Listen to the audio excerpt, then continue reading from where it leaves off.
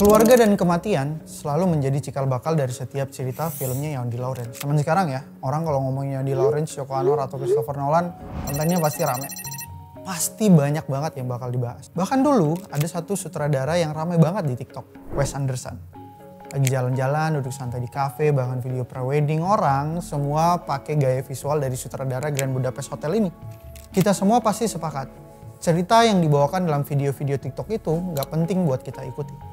Tapi kok nagih ditonton sampai habis? Bahkan mungkin lo salah satu yang ngikutin tren Wes Anderson ini. Damn.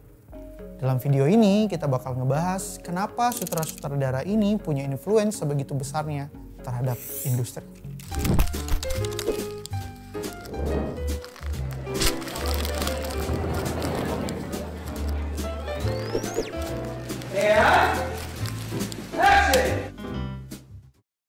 Apa yang Wes Anderson lakukan terhadap filmnya bikin audiens merasa kayak punya tinta tanda tangan dia. Ini yang kita sebut sebagai author style.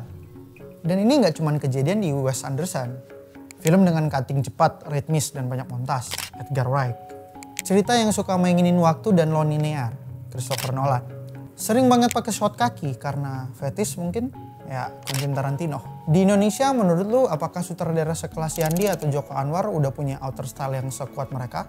Boleh diskusi di kolom komen. Di dalam teori film, author style ini udah lama jadi bahan diskusi. Muncul dari kritikus Prancis tahun 50-an yang bilang bahwa sutradara harus dianggap sebagai penulis utama dari sebuah film. Bukan karena mereka nulis naskah ya, walau banyak juga yang merangkap jadi penulis sih. Tapi karena mereka yang menentukan visi dan gaya bertutur. Itu dua kata yang penting banget tuh, gaya bertutur. Nah, gaya bertutur itu bisa diwujudkan lewat banyak hal. Dari kamera movement, warna yang dominan, cara blocking karakter, jenis musik, bahkan dari ritme editing. Singkatnya, author style adalah gaya personal seorang sutradara yang konsisten dia munculkan di berbagai karya.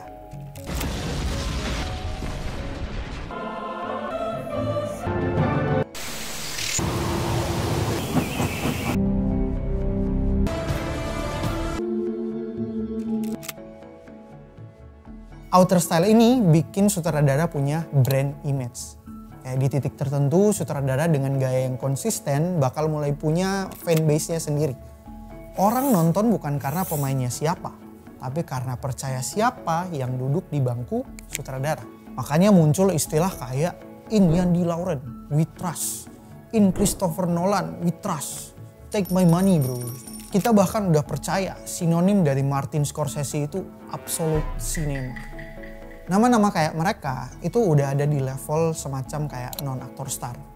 Mereka bukan aktor, tapi mereka mampu jadi bintang di film. Di poster film kita lihat wajah aktor, tapi dalam skenario ini kita tuh nggak perlu wajah dari sutradara gitu.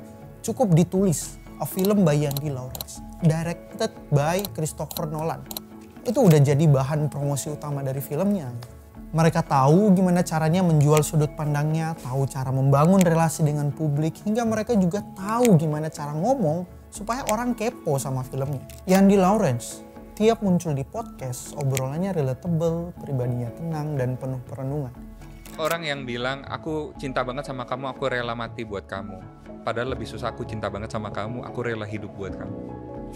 Penonton jatuh cinta bukan hanya pada jatuh cinta seperti di film-film, tapi karena cara dia menyampaikan ide dan nilai hidup.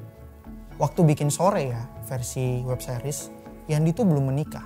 Ceritanya lebih ringan dan fantasi, hanya soal Sore yang datang dari masa depan dan berusaha menyelamatkan Jonathan lewat gaya hidup yang lebih sehat. Tapi pas versi filmnya muncul, Yandi itu udah jadi seorang suami dan seorang ayah. Sore kini berubah jadi kisah yang lebih emosional dan reflektif. Konsepnya sekarang time loop, di mana Sore kembali ribuan kali ke masa lalu cuman buat nyelamatin Jonathan. Karena cinta emang sepowerful itu, sampai Sore mau menembus ruang dan waktu. Dan dari pernikahannya Yandi, dia mendapat insight penting. Kadang cinta itu hadir bukan karena ada alasan, tapi ya karena emang cinta aja. Cinta yang gak minta dibayar lunas, gak minta dipahami. Yang penting rasa cinta itu ada. Emosi film Yandi datang dari hal-hal kecil yang terlalu dekat. Bikin kita tuh gak nyadar. Kenapa ya gak dari dulu aja gue ngomongin ini ke orang tua gue? Atau kenapa ya gue gak langsung cerita hal itu ke pasangan gue? Christopher Nolan. Karya-karya Nolan punya benang merah yang jelas. Kayak ada permainan waktu, realitas, dan penuturan yang non-linear. Tidak dibikin dengan sengaja, cara-cara ini emang udah jadi obses dari awal. Doodlebug tahun 1997, film pendek yang absurd tentang orang yang ngejar makhluk kecil di kamar. Ternyata versi kecil ini adalah dirinya sendiri.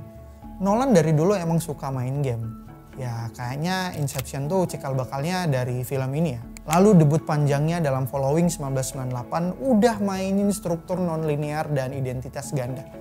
Sepertinya ini adalah asal-muasal dari Memento dan Oppenheimer gak sih?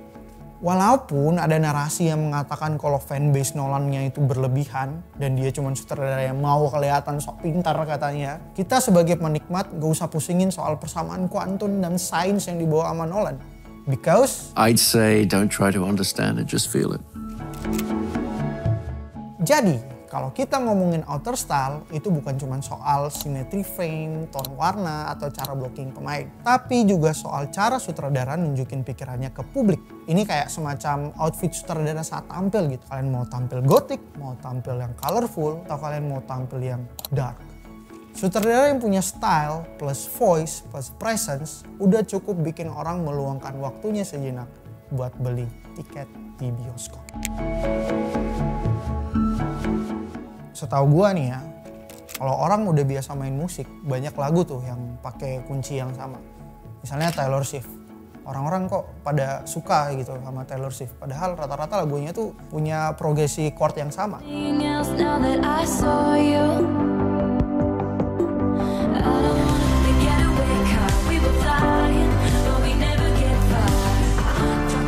Nah, film juga kayak gitu. Yah, ini mah bentar lagi main karakternya kalah terus bangkit lagi dia. Duh, ini endingnya pasti jelek. Pasti mah mereka gak bakal jodoh, beda agama gak sih? Siap-siap mau jump scare.